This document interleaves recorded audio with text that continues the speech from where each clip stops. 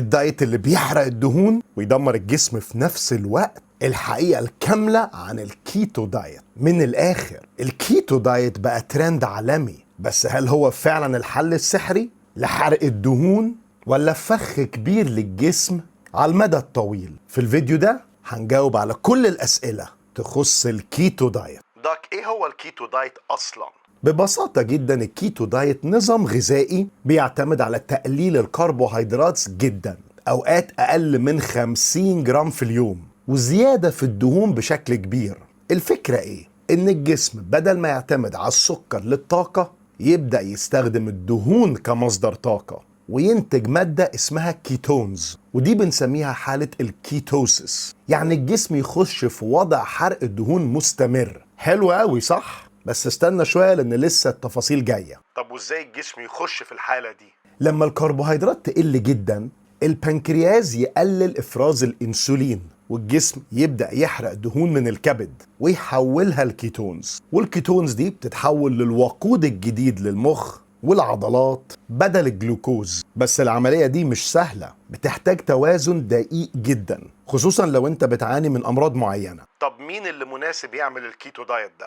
الكيتو دايت ممكن يكون مناسب ومفيد جدا للناس اللي عندهم سمنة مفرطة وعاوزين يخسوا بسرعة تحت إشراف طبي، مرضى السكر النوع التاني، بس برضه لازم متابعة دقيقة جدا، وبعض أمراض الصرع. وعلى فكرة ده كان استخدام الكيتو دايت الأصلي مش لتخفيض الوزن، وعلى فكرة مش كل الناس تنفع تخش أصلا تعمل كيتو دايت.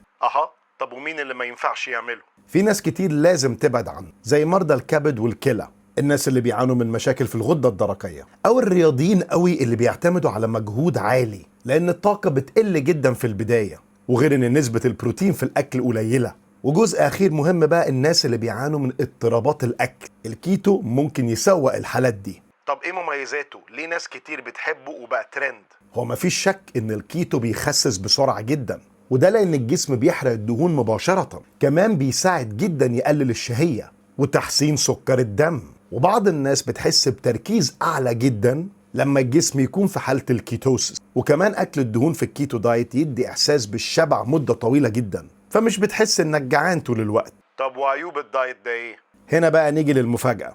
أول أسبوعين ممكن تحس بحاجة بنسميها في الطب الكيتو فلو، صداع ودوخة وإرهاق، وبعض الناس بتجيلها غثيان. وعلى المدى الطويل في بعض الناس ممكن يجيلها نقص في الفيتامينات والمعادن، لأن الكيتو دايت بيمنع الفواكه والحبوب وخضار كتير. وعند بعض الناس مع زيادة الدهون الحيوانية كتير بيزيد عندهم ال LDL أو الكوليسترول الضار، وكمان طبعا ممكن يجيلك إمساك جامد من قلة الألياف في الأكل. طب وإيه الحقيقة بقى اللي محدش بيقولها عن الكيتو دايت؟ في الحقيقة بقى الكيتو دايت مش ستايل حياة سهل، لأن الجسم محتاج توازن في الأكل، والكيتو نظام صعب المحافظة عليه، بالذات لو طولت لشهور أو سنين. وكمان بيحصل حاجة، أغلب الناس بعد ما بتوقف الكيتو دايت بيزيدوا في الوزن بسرعة جدا، لأن الجسم بيبدأ يحتفظ بالمية والجلايكوجين تاني. يعني الكيتو ممكن يكون مفيد كمرحلة قصيرة تحت إشراف طبي، مش كطريقة أكل دايمة. الله، طب هل الكيتو ممكن يضر على المدى الطويل؟ بصراحة الدراسات بتقول إن الاستمرارية على الكيتو لمدة شهور أو سنين ممكن تأثر سلبيا على الكلى والكبد، ويرفع من حصوات الكلى، ونقص من عناصر غذائية مهمة زي المغنيسيوم والسيلينيوم. كمان في نقطة، لو انت مركزتش في نوع الدهون اللي كلتها في الكيتو، ففي أبحاث بتربط زيادة التهابات في الجسم بأكل دهون غير صحية زي الزيوت المهدرجة أو اللحوم المصنعة. وللأسف ناس كتير لما بتطول في الكيتو تبدأ تلخبط في نوع الدهون. يعني ممكن نقول إن الكيتو دايت سلاح ذو حدين. طب يا دكتور، لو حد عاوز يجربه يبدأ يعمل إيه؟ ابدأ تدريجيا، قلل الكربوهيدرات خطوة خطوة، واشرب مية كتير جدا، وركز على الدهون الصحية، زيت زيتون، أفوكادو، مكسرات، وتابع تحليل الكوليسترول ووظائف الكبد والكلى كل فترة. والأهم من كل ده ما تدخلش الكيتو بنفسك، لازم يكون في متابعة طبية، وخصوصا بقى لو عندك أمراض مزمنة. طب آخر سؤال، هل تنصح بالكيتو دايت؟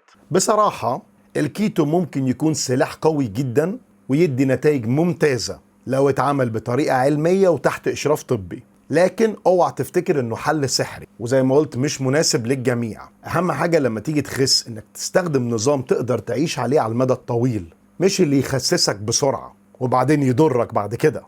الخلاصة يا جماعة، اللي يكسب في الدايت مش اللي بيخس بسرعة، اللي يكسب هو اللي بيعرف يعيش بصحة وتوازن. ولو استفدت من الفيديو ده ما تنساش تعمل له لايك شير وسبسكرايب عشان غيرك يستفاد. وهي دي الحقيقة الكاملة عن الكيتو دايت من الآخر.